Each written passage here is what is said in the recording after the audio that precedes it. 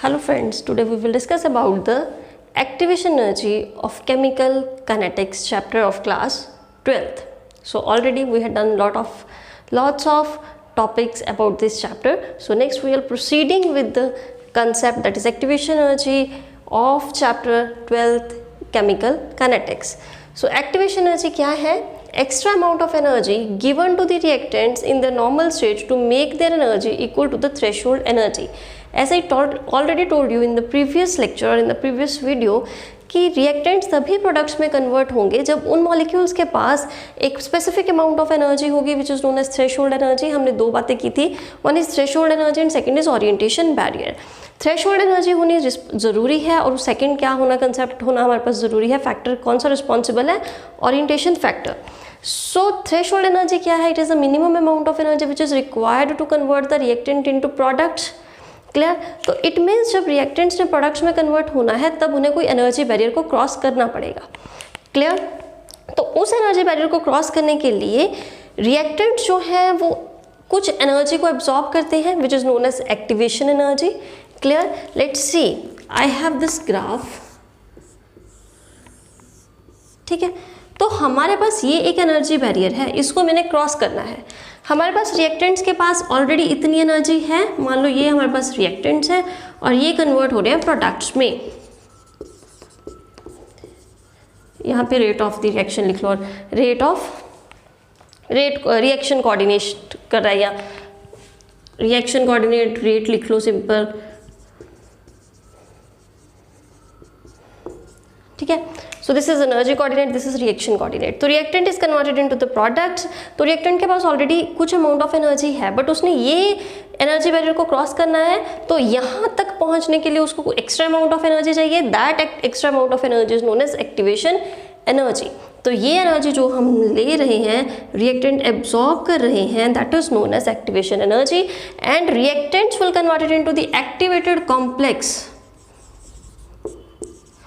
by absorbing activation energy. This is unstable state, this is unstable complex.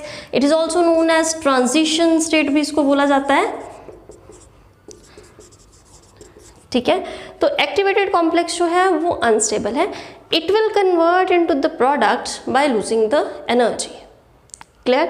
So reactant converted into the products, firstly converted into the activated complex by taking activation energy. पहले reactants हैं हमारे पास, reactants के पास अपने पास कोई ना कोई amount of energy तो होगी जब वो नॉर्मल स्टेट में प्रेजेंट है.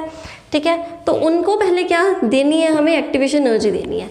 When reactants absorb activation energy they will convert into the activated complex which is unstable. ठीक है, उसके बाद ये एनर्जी लूज कर देंगे and they will convert into the products. ठीक है, तो यहाँ पे जनरली बच्चों को कन्फ्यूजन होती है थ्रेशोल्ड एनर्जी में और एक्टिवेशन एनर्जी में. ठीक है, थ्रेशोल्ड एनर्जी जो है वो एक्टिवेशन एनर्जी से हमेशा ज़्यादा ही होगी. ठीक है, क्योंकि ये हमारे पास थ्रेशोल्ड एनर्जी हम ये लेके चलेंगे. ठीक है, तो रिएक्टेंट्स के पास ऑलरेडी हमारे पास इतनी एनर्जी तो ऑलरेडी थी, बट उसको इतनी एक्स्ट्रा अमाउंट ऑफ एनर्जी चाहिए. So that is known as activation energy to converted the reactants into the products. Clear? Now this is which type of reaction, endo और exo. यहाँ से reactant जो है वो प्रोडक्ट में कन्वर्ट हो रहे हैं बाय लूजिंग द एनर्जी, क्योंकि प्रोडक्ट्स की एनर्जी जो है वो कम है. एनर्जी लूज हो रही है, that means it is the exothermic reaction.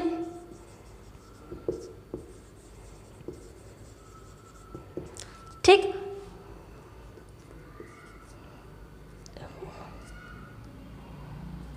और यहां से यहां तक की जो एनर्जी डिफरेंस होगा उसको हम बोलेंगे डेल्टा ई.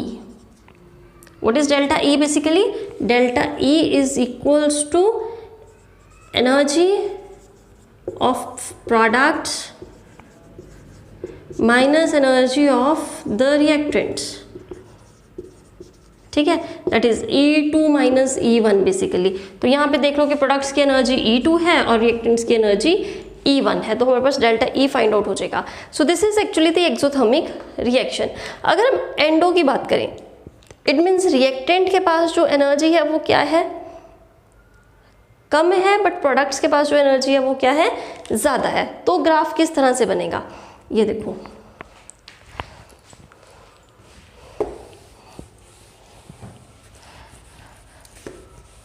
तो हमारे पास ग्राफ कुछ इस तरह से बनेगा। प्रोडक्ट की एनर्जी, प्रोडक्ट ऊपर है, रिएक्टेंट्स नीचे ले लो, ठीक है। So here we have reactants, यहाँ पे हमारे पास रिएक्टेंट्स की बात हो रही है। So reactants are having less energy and products are having more energy. So it means यहाँ से यहाँ तक का डिफरेंस डेल्टा ई। दोबारा से ये प्रोडक्ट्स हैं, ये हमारे पास रिएक्टेंट्स हैं, ठीक है। तो ये है हमारे पास endothermic reaction. It means reactants are having lesser energy and products are having more energy and that reactants has to absorb the energy and here we have delta E. क्या आएगा यहाँ पे, पॉजिटिव और नेगेटिव, पॉजिटिव, और एक्सो में delta E will be negative, ठीक है।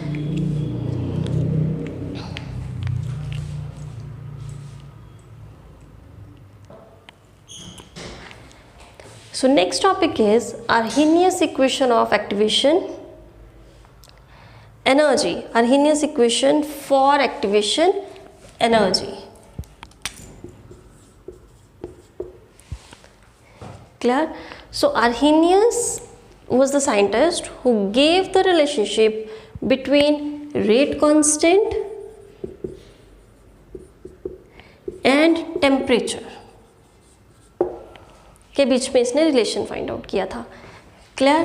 Bye giving Arrhenius equation.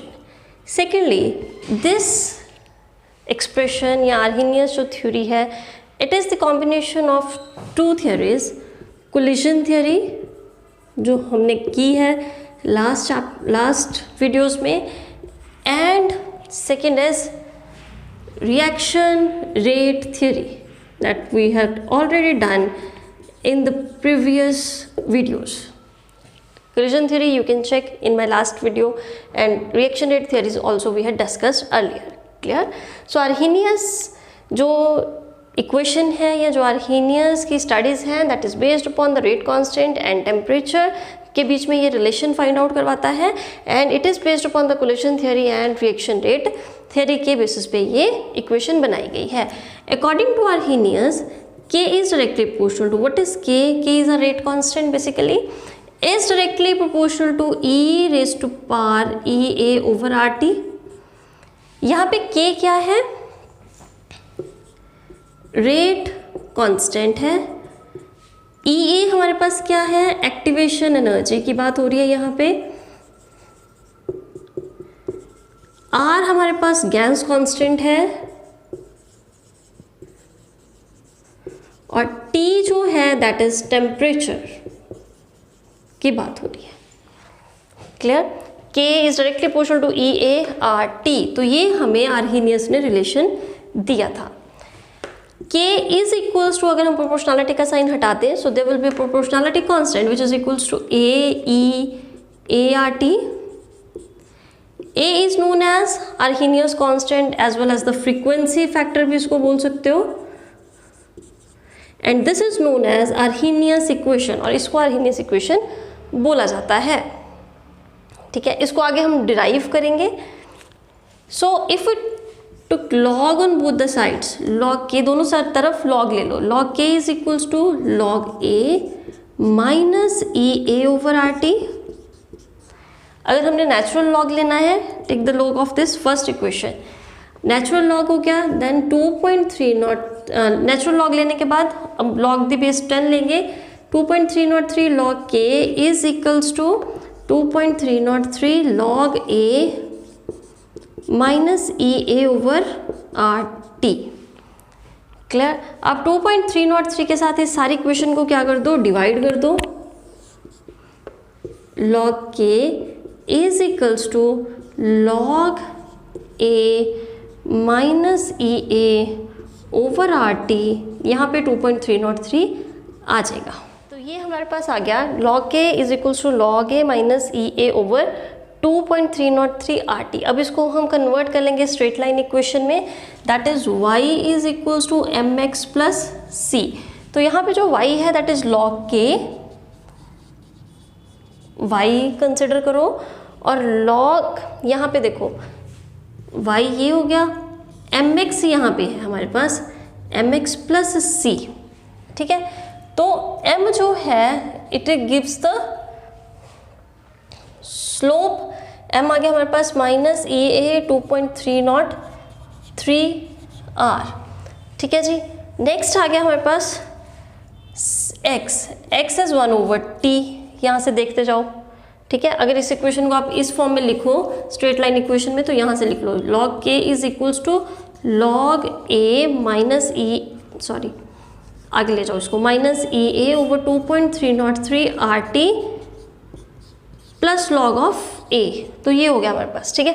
तो this is y, this is m, ये सारे का सारा m है, ठीक है। 1/t जो है वो x है, प्लस जो log a है वो c है, क्लियर। तो log a जो है हमारे पास क्या है, c इंटरसेप्ट, ठीक है। तो इसमें जो ग्राफ ड्रॉ होगा it would be like, graph draw करते हैं।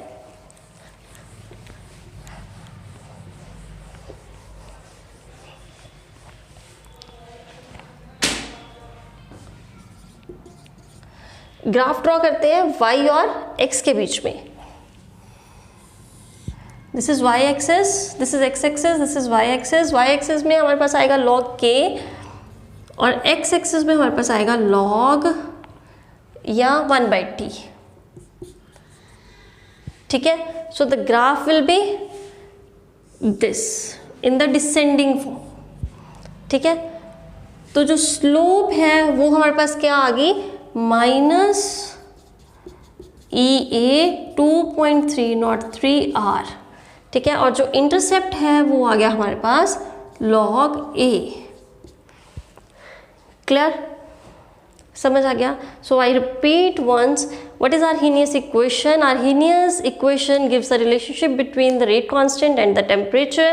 It was K is directly proportional to EA over RT, ठीक है। तो इसके बाद हमने इसको बता दिया कि K क्या है, EA क्या है, R क्या है और T क्या है। उसके बाद हमने क्या किया, प्रोपोर्शनलिटी का साइन हटा के इक्वल्स टू A लिख दिया। A हमारे पास क्या है, फ्रीक्वेंसी फैक्टर, और इस इक्वेशन को हम बोलते हैं आर्हीनियस इक्वेशन। उसके बाद हमने नेचुरल लॉग ले लिया, log K is equals to log A minus EA over RT, उसके बाद log द बेस 10, सो 2.303 के साथ मल्टीप्लाई हो गया। 2.303 log K is equals to 2.303 log A minus EA over RT।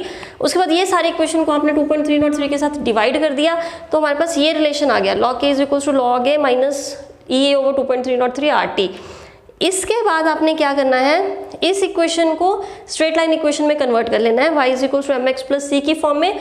उसके बाद ये मैंने आपको सारा डाटा दे दिया कि y क्या है, x क्या है, c क्या है और m क्या है। Then we will plot a graph between log k and 1/t, that will be the this type of graph will be here and slope will be minus EA over 2.303R and intercept will be log A, clear। So now इसको हम थोड़ा सा और extend करते हैं for the numerical purposes के लिए। If the reaction is taking place at two different temperatures, initial temperature and then final temperature. Initial temperature let's say T1 है और फाइनल टेम्परेचर हमारे पास क्या है, T2 है,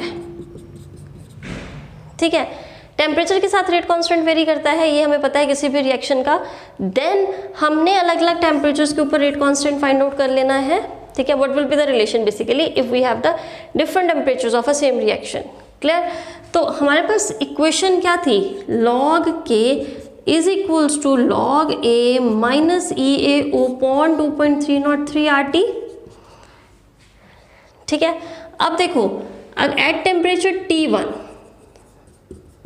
T1 के ऊपर log K1, क्योंकि रेट कांस्टेंट की वैल्यूज टेम्परेचर के साथ चेंज होती हैं, log K1, log A as it is रह जाएगा because no change will be there, minus EA over 2.303 R as it is रह जाएगा, गैस कांस्टेंट है, ऑल टेम्परेचर T1 आ गया, ठीक है। अब हमारे पास आ गया log K2 at temperature T2। अगर हम टेम्परेचर फाइनल टेम्परेचर ले रहे हैं T2, then it will be log A minus EA 2.303 RT2। ठीक है जी। Now we will subtract second equation from the first equation.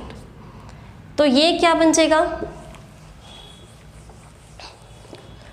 log K2 minus log K1 is equals to, ये सारी equation पहले लिख लो आप लोग, log A minus EA upon 2.303 RT2 minus first equation log A, अब यहाँ पे प्लस आ जाएगा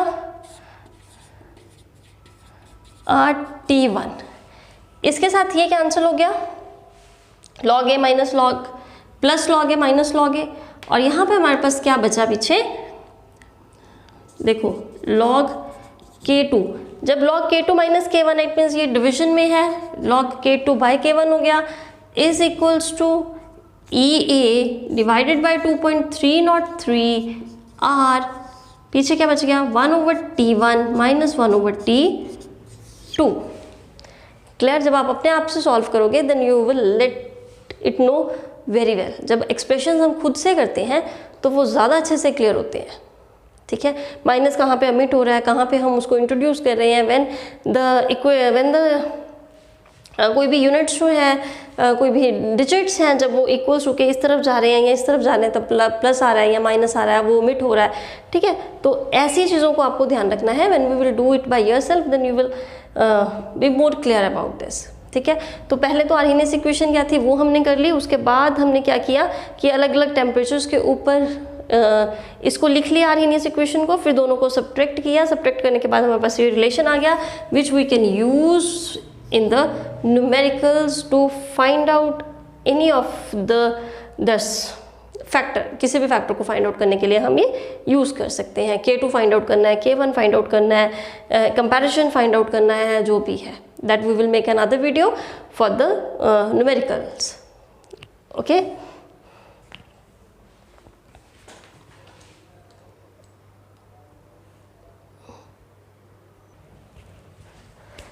सो with this chapter is over except numericals. इन न्यूमेरिकल्स के लिए हम एक अलग से वीडियो बनाएंगे। So if you like the content do share, like and subscribe the channel. Thank you.